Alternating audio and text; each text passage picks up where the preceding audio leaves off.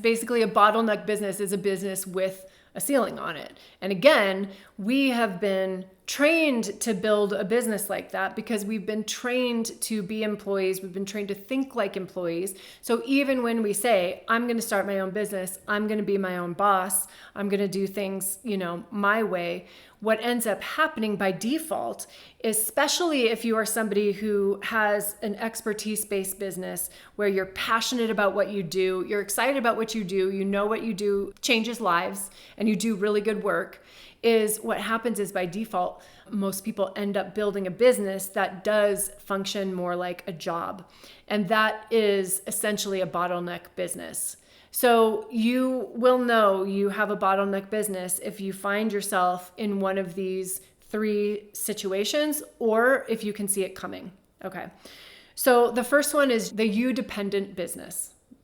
So if you have a business that's totally dependent on you, which happens so much when you have an expertise-based business, a service-based business, because it's like, literally, I created a business because I'm really good at coaching or I'm really good at consulting on this particular topic. So when you have a business that is a you-dependent business, you're required for everything.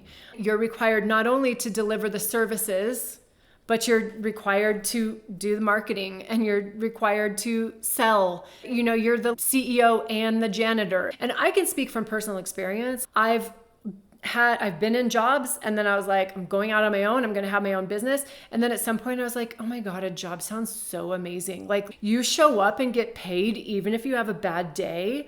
You can just show up and do the work without having to sell it first. I got burnt out from entrepreneurship myself and exited the scene, like full on exited, because I had built a you-dependent business. And so there's a ceiling to that for your income. And there's definitely a ceiling for that for your energy. And then there's a ceiling for that for your passion for what you got into it in the first place, because you get into it because you want to do the thing that you're so good at, that you love to do. And then you find out, oh, I actually have to do all this other stuff.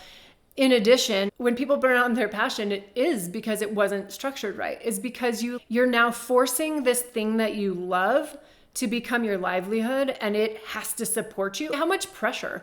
The thing that you're doing because you're passionate about it, because you love it, now becomes the thing that has to pay your bills.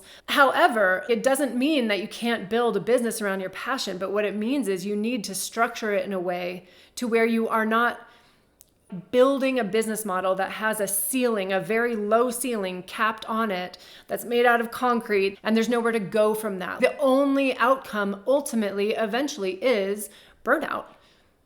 So that's the you-dependent business. The other trap, or the other type of bottleneck business that people find themselves in, is the custom everything trap. These things can overlap as well. There may be one flavor that you relate to more depending on the type of business you have or how you've built it. But the custom everything trap is like, every single client gets a custom solution. Every single time you're starting over, doing everything custom. You can make a lot of money that way. You can have few clients and it's kind of like a high maintenance client that pays a lot. It's basically kind of like having a job, because when you have a job, it's like you are working, doing anything that's required. Oh, we need you to do this. Now we need you to do this. Now we need you to do this, for a salary that supports you. So a custom everything type business is like, you really are capped on the number of clients you can serve. And the biggest complaint that I hear about the custom everything trap is like, okay, I got into this business to be my own boss, but now actually I have 10 bosses because every single client is my boss and I have to do what they say when they say. Again, it is not sustainable. If that's what you're building, you've capped your income, you've capped your energy. And again, where does that lead? When I look ahead down that road, I'm like, that leads to either burnout or hating the sport, or going back for a job where I'm like, again, when a job feels like a relief because you're like, oh, it's like having only one client and they pay me a full salary. But that's where you were before, and that's why you started your business before. But then it comes back around when that's the trap you find yourself in. And the third one is the capacity cage. And that's basically, you could be an acupuncturist and you're just like, oh my gosh, I'm fully booked. I'm booked solid. And that's when your friends say, well, that's a good problem to have.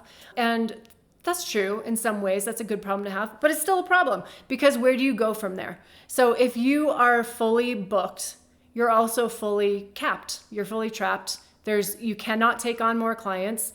You've hit your income ceiling anyway. So at that point, your only choices are to raise your prices or to hire, which is fine. You can hire, and that's one way to scale a business. But what I like is to have a business that isn't dependent on throwing more people at it, because when you start throwing more people at a problem, you may have solved your first problem, but now you have a whole other problem, and you may have, gotten yourself out of your job, but now you have another job, and that's managing people. So it's like, how do we build a business so there is no ceiling on your income? There's no ceiling on how many people you can serve.